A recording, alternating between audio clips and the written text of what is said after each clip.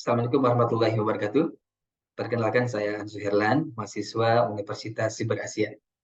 Izinkan saya menyampaikan untuk mempresentasikan salah satu materi yang menarik terkait dengan proses intelijen bisnis dan tantangannya dalam menghadapi era digitalisasi.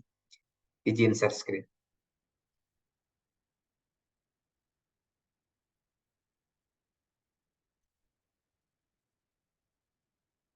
Oke, semoga sudah terlihat ya.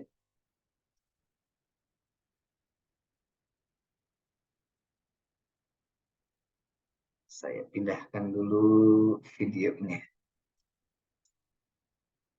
Baik, rekan-rekan sekalian, saya akan memulai dari latar belakang.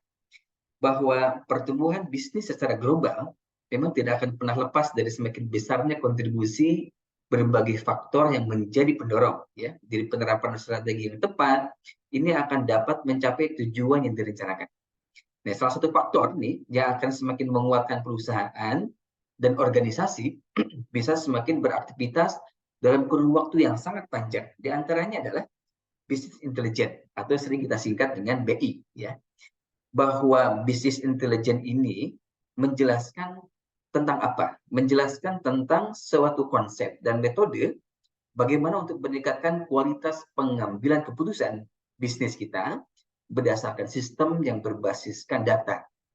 Oleh karena itu, diperlukan literasi yang sangat kuat begitu ya untuk memahami dan mempraktekkan bagaimana bisnis intelijen di perusahaan atau organisasi yang kita geluti ini agar dapat berumur panjang. Ya, mari kita lanjutkan. Kita akan mulai dengan mengidentifikasi kira-kira masalah-masalah apa yang muncul. Nah, berikutnya memerlukan apa namanya solusi yang terbaik ya sehingga intelijen bisnis ini benar-benar bisa mendorong organisasi atau perusahaan semakin lebih improve ya, semakin meningkat. Pertama, seberapa dalam mengetahui terkait dengan manfaat intelijen bisnis. Jadi manfaat ini jika semakin banyak yang tahu, maka akan semakin banyak yang menggunakan. Ya. Yang kedua, sejauh mana intelijen bisnis ini mampu meningkatkan nilai data dan informasi sebuah organisasi atau perusahaan. Ya. Dan yang ketiga adalah kegunaan. Bagaimana kegunaan intelijen bisnis ini jika diaplikasikan dengan baik. Ya. Saya kira tiga hal ini menjadi bagian identifikasi masalah yang perlu kita ketahui sehingga semakin dalam kita akan memahami terkait dengan dampak intelijen bisnis jika diterapkan di perusahaan atau organisasi yang kita geluti. Oke, kita akan mulai dengan pembahasan ya. Salah satu pakar menyampaikan menurut Williams memulai dengan definisi bahwa bisnis intelijen itu adalah seperangkat informasi bisnis dan analisa usaha dalam konteks kunci proses bisnis yang mengarah kepada keputusan dan tindakan. Jadi, tujuannya apa? Tujuannya adalah dengan tujuan meningkatkan aset informasi dalam proses bisnis utama untuk mencapai peningkatan kinerja bisnis. Jadi mengarahkan kepada tujuan dan tindakan, kemudian mengarahkan kepada keputusan dan tindakan, lalu bertujuan untuk meningkatkan aset informasi ya dalam proses bisnis utama kita untuk apa? Untuk mencapai peningkatan kinerja bisnis yang kita geluti. Baik, kita akan lihat kira-kira manfaat bisnis intelijen ini seperti apa ya. Yang pertama adalah manfaat intelijen bisnis itu, intelijen bisnis itu mampu meningkatkan nilai data dan informasi organisasi atau perusahaan. Ya, jika kita terapkan ini akan mendorong ada improvement terkait dengan data dan informasi sebuah organisasi atau perusahaan. Dan yang kedua adalah memudahkan pengukuran kinerja organisasi. Jadi kinerja organisasi atau kinerja perusahaan yang kita geluti itu mampu diukur dengan baik. Indikatornya akan kelihatan, ya, sehingga akan semakin efektif. Dan yang ketiga adalah mampu meningkatkan nilai investasi teknologi informasi yang sudah ada. Jadi improvement begitu ya, semakin menguatkan teknologi yang sudah ada karena kita berinvestasi di situ, ya. Nah, yang keempat, yang terakhir adalah meningkatkan efisiensi biaya. Tentu saja bahwa dengan diterapkannya intelijen bisnis, diharapkan memang mampu meningkatkan adanya efisiensi biaya, begitu ya. Diharapkan memang low budget, high impact, begitu. Baik, kita akan melihat bagaimana penggunaan intelijen bisnis. Yang pertama, measurement. Jadi program yang menciptakan hierarki metrik kinerja dan benchmarking yang menginformasikan pemimpin bisnis ya tentang kemajuan ke arah tujuan bisnis. Ini pertama ya, penggunaan yang pertama. Bagaimana penggunaan yang kedua? Ini akan berpengaruh ya terkait dengan analitik ya. Ya, program yang membangun proses kuantitatif untuk sebuah bisnis untuk sampai pada keputusan optimal dan untuk melakukan business knowledge. Ini yang kedua. Dan yang ketiga, penggunaan intelijen bisnis itu untuk reporting ya. Jadi program yang membangun infrastruktur yang strategis terkait dengan pelaporan untuk melayani pengelolaan strategi bisnis, bukan hanya sekedar bicara operasional pelaporan saja. Jadi bicara lebih strategis ya. Dan yang keempat adalah collaboration atau collaboration platform ya. Jadi program yang mendapatkan area yang berbeda baik di dalam maupun di luar bisnis. Ini tujuannya untuk bekerja sama melalui berbagai data dan electronic data interchange. Jadi menguatkan kolaborasi. Yang keempat, itu saja yang menjadi penggunaan intelijen bisnis untuk knowledge management. Ya. Jadi program ini untuk membuat data perusahaan didorong ya, melalui strategi dan praktek untuk apa? Pertama, mengidentifikasi. Yang kedua adalah menciptakan. Ya. Yang ketiga, menampilkan. Yang keempat, mendistribusikan. Ya. Kemudian memungkinkan adopsi wawasan dan pengalaman yang benar terkait dengan pengetahuan bisnis. Jadi paling tidak ada 5 penggunaan terkait dengan intelijen bisnis. Dan kita akan melihat beberapa studi kasus yang barangkali belum kita pahami ya. Minimal ada 5 studi kasus yang akan saya sampaikan. Pertama, Lotte. Bagaimana Lotte perkembangannya setelah menggunakan intelijen bisnis ya. Pertama, dengan insight dari aplikasi bisnis intelijen baru mereka ya. Lotte berhasil meningkatkan rasio kepuasan pelanggan dan kenaikan penjualan hingga 10 juta USD. Wow, besar ya.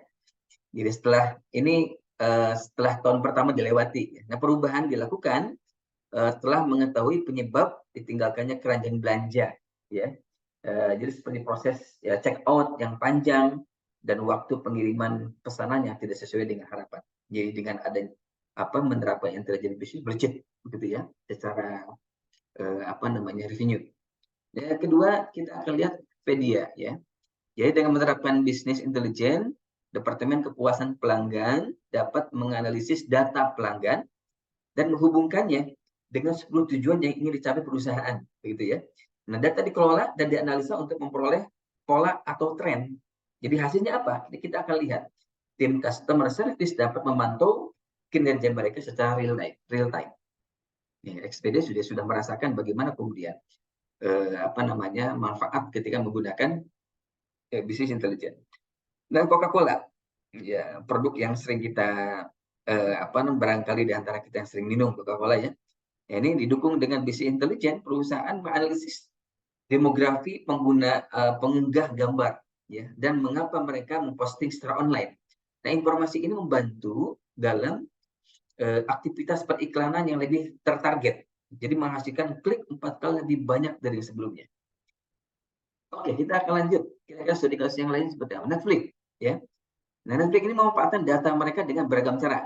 Ya, salah satu contohnya adalah bagaimana mereka merancang algoritma rekomendasi tontonan berdasarkan riwayat pilihan pelanggan.